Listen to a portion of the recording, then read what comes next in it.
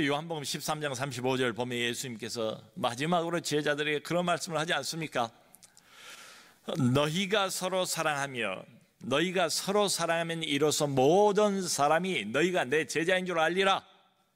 이게 사람들이 어떻게 저 사람 다르구나, 저 사람은 특별한 사람이구나, 이 세상 방식으로 사는 사람이 아니고 하나님 나라에 소속된 그리스도의 제자란 걸 알아볼 수 있는 방법이 뭔가 하면 서로 사랑하는 것이다, 이런 말이에요. 여러분, 정말 사랑은 무슬림을 변화시킵니다. 사랑은 사람을 변화시켜요. 내가 사랑을 받으면서 변합니다. 근데 그것이 전부는 아니에요. 또 사랑을 할 때, 누군가를 내가 마음을 담아서 정말로 사랑을 해줄 때 그 사랑을 하면서 또 사람들은 변화해요. 오늘 베드로도 22절 짧은 이 한 구절에서 22절 뒷부분을 보면 뭐라고 말하는가 하면, 거짓 없이 형제를 사랑하라, 마음으로 뜨겁게 서로를 사랑하라, 사랑 이야기를 해요. 자, 여러분, 근데 베드로라는 이 사람이 원래부터 이렇게 사랑 이야기를 할 만한 사람이었습니까? 그러니까 이거 보면 베드로가 지금 진심이잖아요. 하나님의 사랑으로 자신도 변한 거예요. 원래 베드로는 거친 뱃사람 아니었습니까? 그야말로 나서기 좋아하는 사람, 성경에 보면은 어디를 가든지 무리 가운데서 대장 노릇을 해야 직성이 풀리는 이런 사람 아니었습니까? 근데 변한 거예요. 자, 그런데 여러분, 이 짧은 한 구절 안에 순서가 있습니다. 그 순서가 매우 중요해요. 형제 사랑은 나중에 나오는 결론이에요. 형제 사랑까지 오기 전에 먼저 베드로가 말하고 있는 게 있어요. 22절 이 앞부분에 그래서 뭐라고 말하는가 하면, 너희가 진리를 순종함으로, 진리 이야기가 먼저 나와요. 진리를 순종함으로, 그 다음에 너희 영혼을 깨끗하게 하여, 너희 영혼을 깨끗하게, 그리고 난 다음에 깨끗해진 영혼으로 거짓 없이 너희 형제를 뜨겁게 마음으로 사랑하라, 이렇게 나오는 거예요. 자, 그러니까 여러분, 형제 사랑이 좋긴 좋은데 여기서부터 출발하는 게 아니라는 거지요. 성경은 어디서 출발하는가 하면 바로 진리에 대한 순종으로부터 시작하고 있다. 진리에 대한 순종이라고 그랬어요. 아는 데서 그치는 게 아니고 순종입니다. 순종. 종교적인 지식으로 차곡차곡 진리에 대한 지식을 머릿속에 쌓아 놓는 것으로 끝이 아니고 한 걸음 더 나갑니다. 여기까지 가야 합니다. 하나님 진리는 특징이 그거예요. 순종이래요. 순종. 그러니까 종교 지식을 얻는 일에 열심을 내는 사람들이 있습니다. 또 종교적인 토론을 마다하지 않고 기꺼이 열을 내면서 종교 문제로 뜨겁게 치열하게 토론하기를 좋아하는 사람들이 있어요. 교회는 안 나오면서도 이 영혼에 대한 이슈 아닙니까? 얼마나 매력적인 이슈입니까? 어떤 사람들에게는. 그래서 종교 문제라고 그냥 마음을 담아서 토론을 열심히 합니다. 자, 여러분, 그런데요, 여기 문제가 있다. 이럴 경우에 잘못하면 이 종교 지식, 진리가 엔터테인먼트 될 수가 있습니다. 종교적인 여흥으로 전락해버릴 수가 있어요. 그러니까 이 엔터테인먼트가 얼마나 종류가 많습니까? TV 드라마도 엔터테인먼트, 사람들 즐겁게 해주잖아요. 여러 가지 음악방송, 노래 프로도 엔터테인먼트. 우리 한국 사람들은 노래를 좋아하니까. 또 요즘 많이 하는 그 먹는 프로, 심지어 외국까지 쫓아다니면서 먹는 프로를 이렇게 방영하지 않습니까? 그것도 엔터테인먼트예요. 그런데 종교적인 영역에도 얼마든지 엔터테인먼트가 있을 수가 있다. 여기에 대단한 흥미를 가지고 있어요. 이걸 가지고 막 토론도 해요. 그런데 그것뿐이에요. 거기서 끝이. 그러니까 이럴 때는 진리 아무리 진리 운운을 해도 실생활에는 아무 영향도 못 미치는 거지요. 진리를 적용은 안 해요. 진리를 실천은 안 해요. 그러니까 머리로는 계속 배우지만 손발은 완전히 따로 노는 이상한 모양새를 갖추게 될 수도 있다. 적어도 이게 하나님의 진리는 아니다. 자, 여기 베드로는 아주 순서대로 이렇게 말합니다. 먼저는 진리를 순종함으로 바로 이어서 너희의 영혼을 깨끗하게 하여, 이렇게 되어 있습니다. 자, 여러분, 이 말을 곧이곧대로 우리가 받아들인다면, 문자적으로 곰곰이 이걸 뜯어본다면 이런 함축된 의미가 담기지 않겠어요? 그러니까 우리가 진리를 좀 안다, 진리를 좀 배웠다, 그런 사람들이 많지요. 제법 있지 않습니까? 그러나 그렇다 할지라도 진리를 머리로는 알고 있으면서 영혼은 깨끗하지 못한 채로 그대로 있을 수도 있다. 그러니까 좀 이상한 모양새이긴 해요. 모순이긴 하는 것처럼 보이지만 이게 또 사실 아닙니까? 진리를 알고는 있는데 영혼은 더러워진 그대로 있을 수도 있다. 그러니까 깨끗한 영혼, 맑은 영혼, 깨끗한 영혼이 되어야 그 다음에 거짓 없는 사랑이 가능할 텐데, 이 깨끗한 영혼은 언제 가능한가? 딱 하나를 말합니다. 이 진리를 순종할 때, 이 진리를 실천할 때 영혼이 씻겨진대요. 영혼의 때가 사라진대요. 자, 여러분, 요즘에 현대인들이 얼마나 똑똑합니까? 또 요즘 그 젊은이들은 얼마나 당당해요. 얼마나 말도 잘해요. 근데 이런 결과들과 수치를 놓고 보면, 이 현대인들의 자존감이 매우 낮구나, 약하구나, 그리고 열등감은 매우 높구나, 이걸 알 수가 있지요. 그래서 심리학자들이 꽤 오래된 것 같아요. 무슨 이야기를 하는가 하면 자기를 사랑하라, 자기를 사랑해야 된다는 걸 강조하고 있습니다. 일리가 있어요. 여러분, 자기를 먼저 사랑해야 된다는 이야기 아닙니까? 이게 모든 것의 출발점이래요. 모든 성공, 정말 이 땅 살아가면서 행복하기를 원하는가? 그러면 이거부터 해야 된대요. 이거 안 되고는 절대로 성공도 없고 행복도 없다는 이야기예요. 여러분, 요즘 젊은이들에게 그렇게 인기가 높은 BTS, 참 나라를 빛내주는 외교관 역할을 한다고 해도 과언이 아닐 거예요. 그 BTS가 낸 앨범이 뭔가 하면 내 자신을 생각하라는 게 앨범의 제목이에요. Love Yourself. 작년 가을께인가요? UN 본부 가서 연설을 7분 동안 했는데, 연설한 내용이 뭔가 하면 핵심이 내 자신을 사랑합시다, 우리 자신을 사랑합시다, 여기서부터 출발합시다. 그러니까 이 BTS에 열광하는 젊은이들이 왜 열광하는가 하면 내 자신을 사랑하라는 이 메시지가 이 사람들에게 용기를 불어넣어주고 희망을 준다는 거지요. 제가 잠깐 책들을 찾아보니까 책들 제목 자체가 내 자신을 사랑하라 하는 제목의 책이 여러 권이 뜨는데, 그 중에 한 책은 부제를 이렇게 달았어요. 내 자신을 사랑하라, 그러면 누구하고 결혼해도 상관없다. 내 자신을 사랑하면 문제 끝. 이게 모든 우리 인생 문제 해결에 맞는 키예요. 내 자신을 사랑하는 거. 근데 일리가 있어요? 없는 게 아니지요. 여러분, 자기를 먼저 사랑하지 않고 어떻게 남을 사랑할 수 있습니까? 내 영혼의 창고가 비어 있어요. 텅텅 비어 있다고요. 그런데 어떻게 남의 창고에 내가 채울 수 있겠냐고요. 내 마음이 5, 6월의 가뭄처럼 바짝 타들어가고 마를 대로 말라있고 바닥이 그냥 쩍쩍 갈라진 논바닥처럼 이렇게 말라있는데, 나도 내게 부어줄 사랑이 없는데, 내가 쓸 사랑도 부족한데 어떻게 남의 마음에 사랑을 채워넣을 수 있겠는가, 이 말이죠. 그럼 맞지 않습니까? 자, 그러므로 결론은 나를 사랑하라, 너 자신을 사랑하라, 이게 우선이다, 이런 말이에요. 자, 그런데 여러분, 이게 성경하고 맞습니까? 성경 어디를 뒤져봐도 너 자신을 사랑하라 이런 말은 없어요. 내 이웃을 사랑하라는 말은 여기저기 나오지만 성경하고는 달라요. 그러지 않아도 현대가 포스트 모더니즘에 이미 물들어 있는 사회인데, 모두가 너도 나도 본능적으로 자기만 아는 이런 사회인데, 너 자신을 사랑하는 것을 인생의 기초로 놓고 인생 철학으로 붙잡고 이게 살아가면 어떻게 될까? 끝도 없이 이기적인 사람이 되지 않을까? 남은 전혀 고려하지 않는 이런 사람, 그야말로 브레이크가 없는 자기 사랑의 질주를 하게 되지 않을까?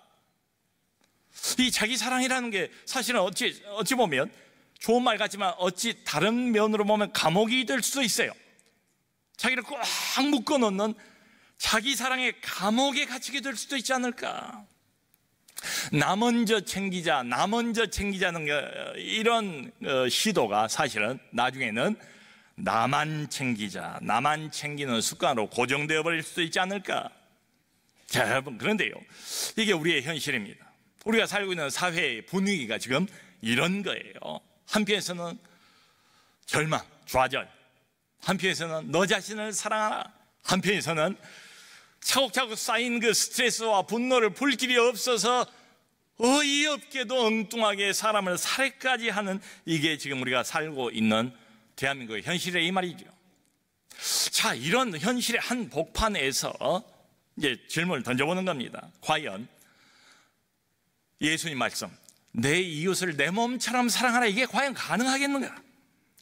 친구를 위하여 자기 목숨을 버리는 것보다 더 큰 사랑이 없다. 그런 사랑이 과연 가능하겠는가?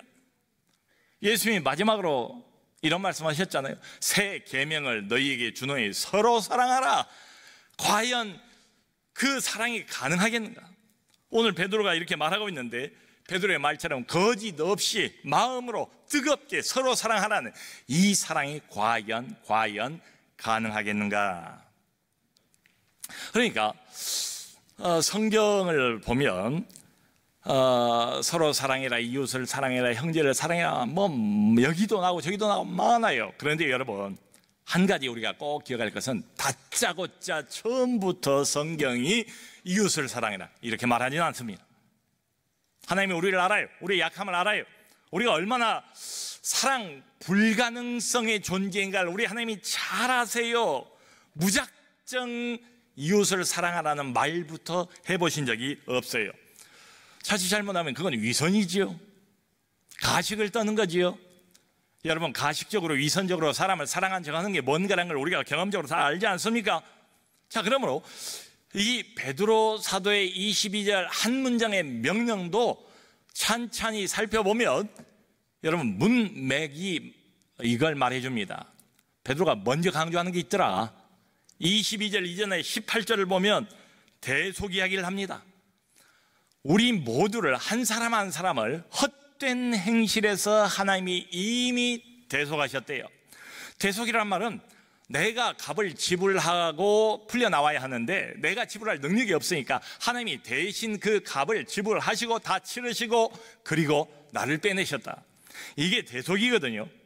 우리의 무가치한 그런 삶, 텅텅 비어있는 인생들이었는데 그 헛되고 무가치한 삶의 방식에서 하나님이 나를 끄집어내셨대요. 대속하셨대요.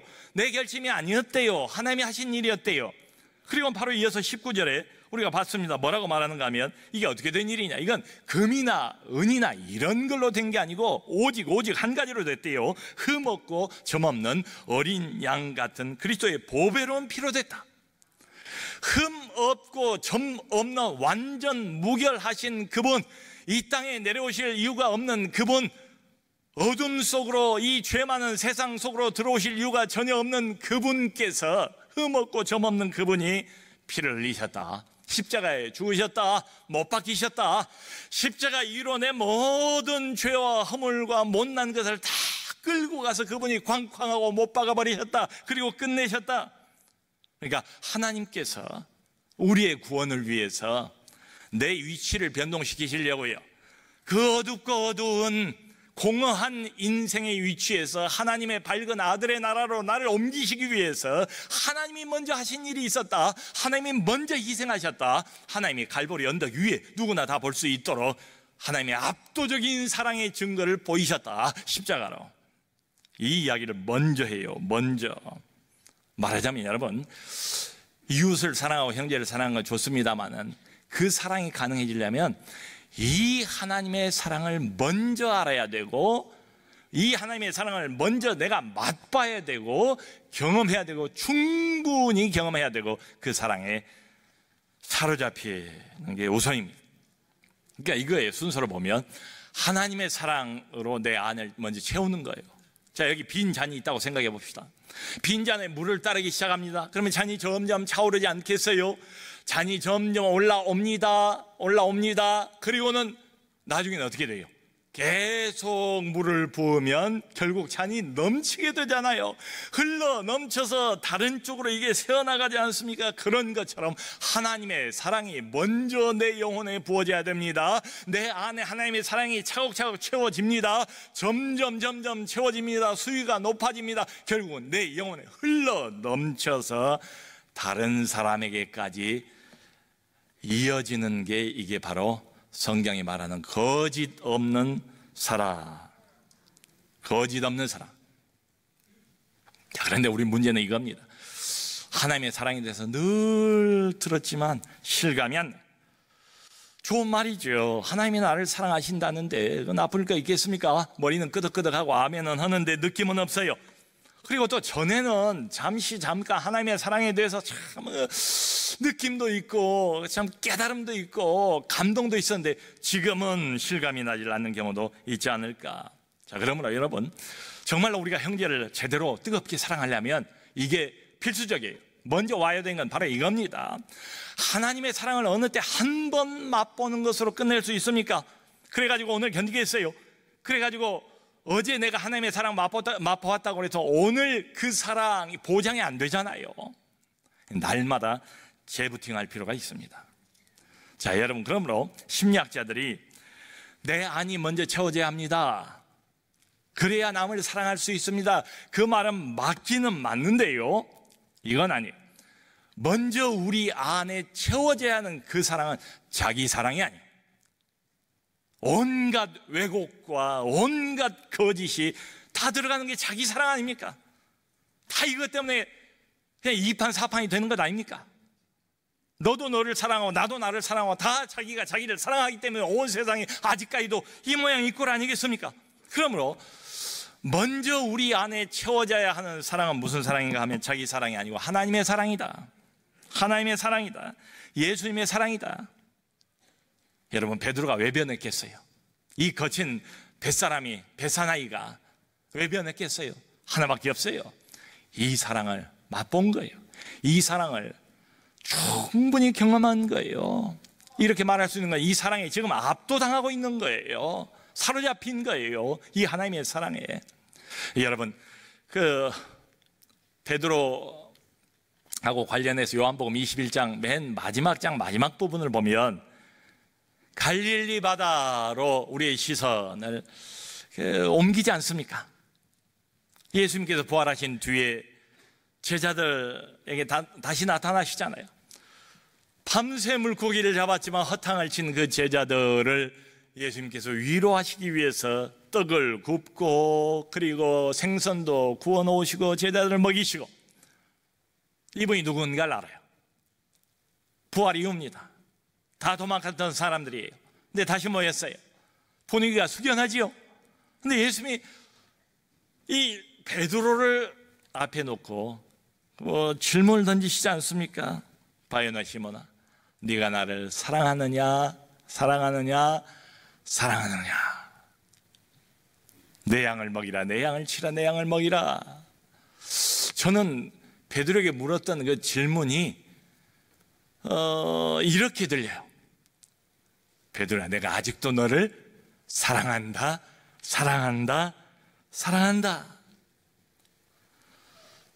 주님을 3번이나 배반했던 사람, 자기 입으로 큰 소리 호언장담을 하고 난 뒤에도 3번이나, 나중에는 계집 여종 앞에서까지 창피한 줄도 모르고 목숨을 구걸하는 심정으로 나는 그런 사람 전혀 알지 못한다, 만난 적도 없다, 나하고는 상관없는 인물이다, 이렇게 말했던 사람이에요.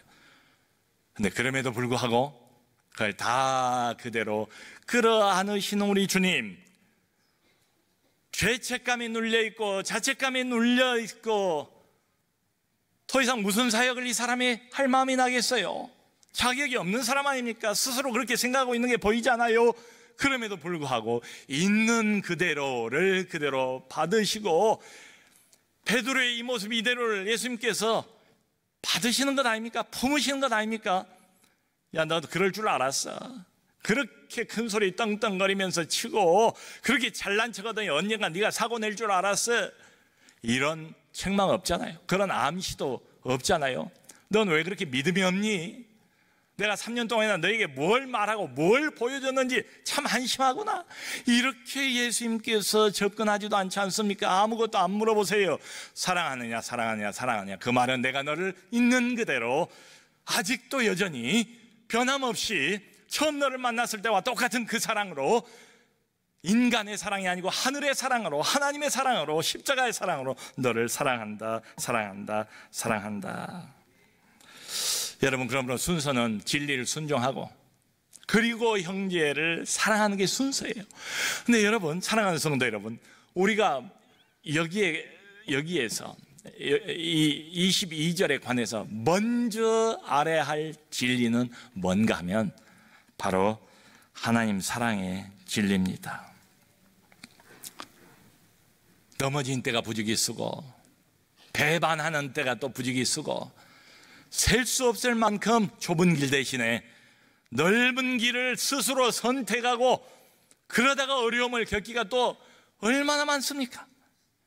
그런 소위 말하는 하나님의 백성이고 하나님의 자녀지만 우리 하나님께서 여전히 우리를 사랑하십니다. 있는 그대로 사랑하십니다. 베드로야, 너 바꿔라. 너 이거 바꾸고 저거 바꾸지 않으면 다시는 너는 내 제자 될 수 없어. 너하고 연을 끊을 거야.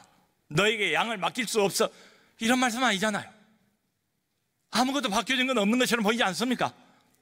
그럼에도 불구하고 이렇게 약할 대로 약하고 어두워질 대로 어두워져 있는 베드로를 앞에 놓고 주님이 그대로 품으시지 않습니까? 바로 그 사랑 말이에요. 그 사랑. 여러분, 우리가 먼저 알아야 될 것은 이 하나님의 여전한 사랑, 다함 없는 사랑, 변하지 않는 사랑. 내가 얼마나 망가지고 얼마나 엉망진창이고 얼마나 어두워져 버려도, 나는 까맣게 하나님을 잊어버려도 여전히 있는 그대로 모습을 받으시고 품으시고 사랑하시고, 그리고 거기서부터 다시 출발하자고 격려하는 우리 주님의 모습을 갈릴리 바다에서 보지 않습니까? 어제 우리 매일 성경 요즘 본문이 시편 아닙니까? 시편이 얼마나 좋아요. 맛있잖아요. 시편 121편이었어요. 내가 산을 향하여 눈을 들리라. 어떤 어려움이 있어요. 내가 산을 향하여 눈을 들리라. 나의 도움이 어디서 올꼬? 나의 도움이 천지를 지으신 여호와에게서로다. 여호와에게서로다.